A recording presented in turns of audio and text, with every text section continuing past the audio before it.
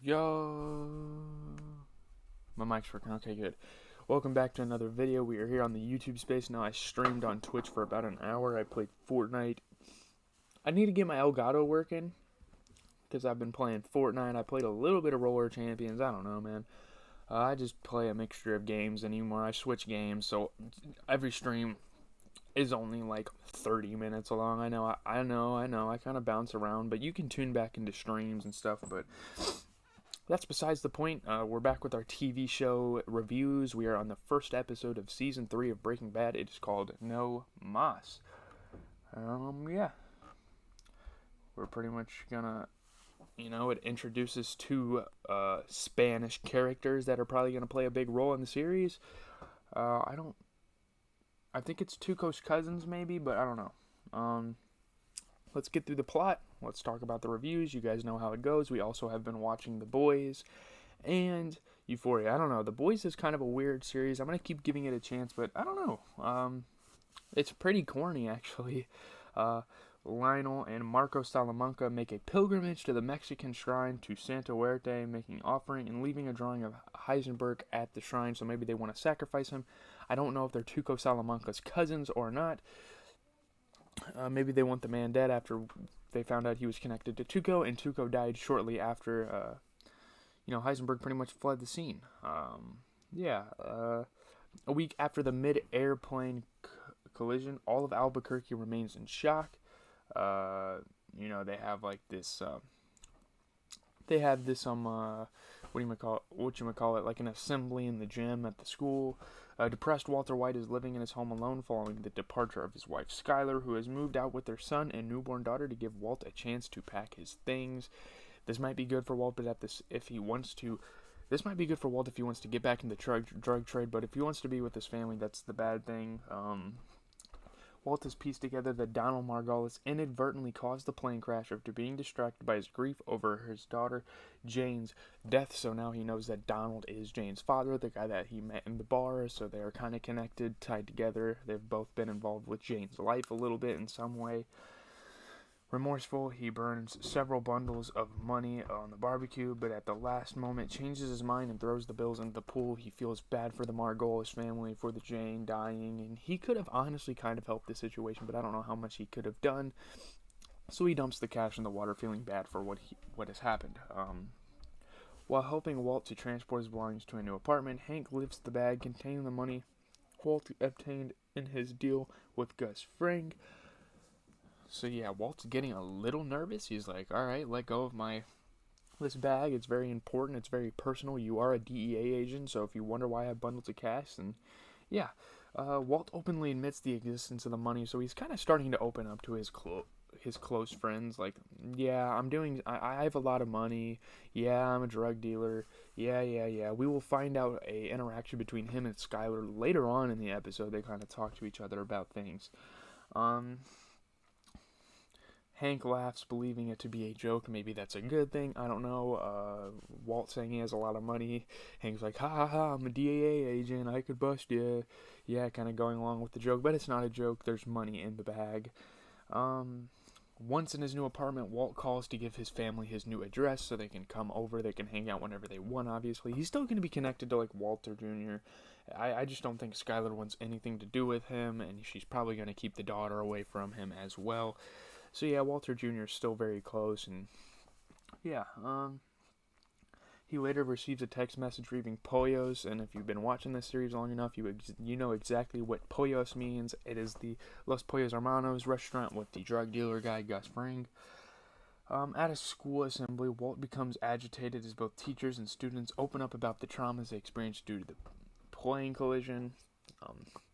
He kind of inappropriately gives his thoughts on the event. When prompted to share his thoughts, he delivers an awkward speech comparing the accident to the Tenerife airport disaster, using science or being kind of cringy, kind of weird. It was an awkward moment in the episode, disturbing the assembled audience by advising them to look on the bright side. You can't really look on the bright side in this situation. It just happened.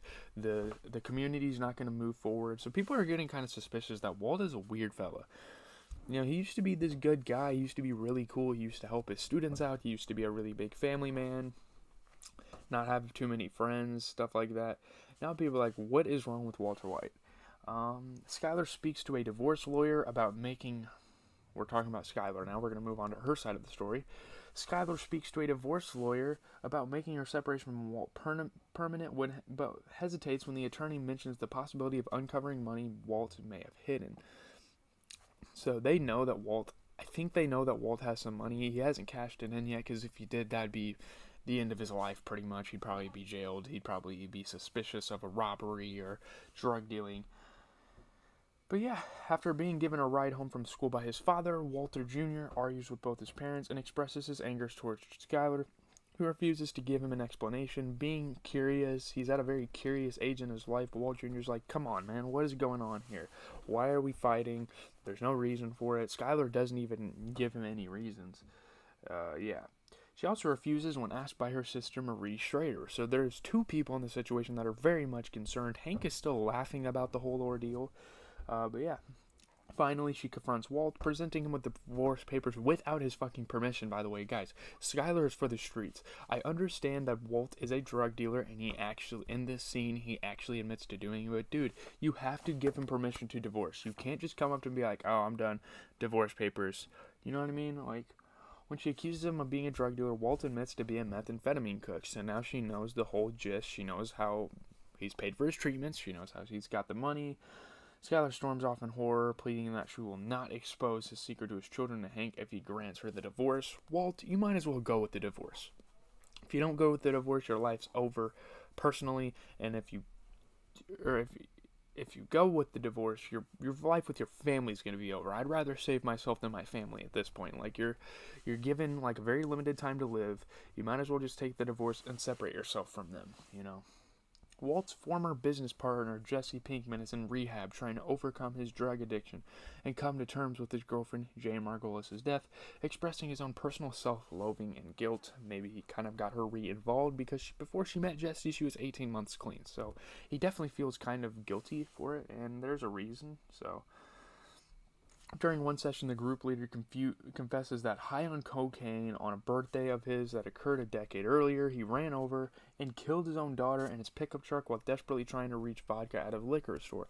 So everyone has their own vices, everyone has their own evils, everyone has their secrets. This guy's opening up about it at rehab. Very nice of him to do that and kind of give people a perspective on why he's a rehab officer, why he's looking after other people, because he doesn't want what happened to him to happen to them.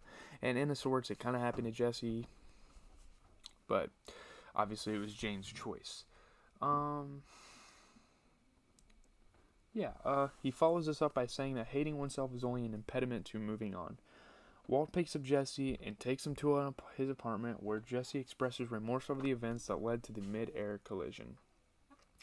Yeah, I mean, you could say Jesse is kind of tied with all of this stuff. You know, he influenced Jane into doing drugs, which killed her, which left Donald in a grief, almost emotionless state until he got to work. A grieving, almost emotionless state before he got to work, and then the plane crash because he wasn't focused. But I don't know, that's a bit of a stretch. Walt tells him he is not responsible for what happened, but Jesse calmly insists that he has learned not to shy away from who he really is, the bad guy.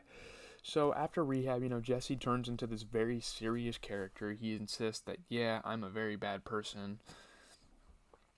But yeah, inspired by this, Walt visits Gus at Los Pollos Hermanos and tells him of his decision to get out of the meth business. Obviously, after one thing, Gus is like, what the hell, man? I thought we had a big business together. Yeah, I don't know. Gus presents an offer for Walt to make $3 million for 3 months' work. Walt briefly reconsiders, but ultimately refuses. Yeah, that is a lot of money, but 3 months in the meth trade at a time is very, very risky, especially with his wife knowing what he did, Hank knowing he has a lot of money, that sort of thing. Those two people connected to him could definitely snitch on him and ruin his life, right? Meanwhile, the two Salamanca cousins cross into the U.S. from Mexico, hidden in the back of a truck, in search of Heisenberg. There's a lot of people in there that head over to the border. They sneak in on this little truck thing. This guy offers to take them. After another migrant discovers their affiliation with the Juarez cartel, they kill their fellow passengers and the driver of the truck before blowing it up. Pretty badass scene. There were some cool shots going on in this scene. These are some very evil guys, and Walt and Jesse need to watch out. Obviously, Walt is out of the drug trade. He needs to get rid of that Heisenberg. He needs to get rid of the alter ego of Heisenberg, because there are people that are connected to Tuco that have a target on his head. So yeah, I would say this is a high 8 out of 10. Breaking Bad comes back in season 3. A wonderful titled episode. I mean, it makes sense that it's titled this. The show is making its pitches in the season 3 premiere. After a hard plane crashing fastball, we're getting an emotionally impacted changeup that lands softly into the catcher's mitt. No, that's pretty good. It's an A rating, but at the same time, it's like a high 8 out of 10. I don't know. There were a lot of people that watched this, by the way. It's not a very exciting episode. It is one of the worst episodes we've seen so far. I still think it's good, though. That's just to test how good the series is. I don't think it's in the better half. I don't think it's necessarily a great episode to start a season off, but it sets some things up. Jesse's out of rehab. Who knows what he's going to want to do. Walt has been confessing his sins pretty much.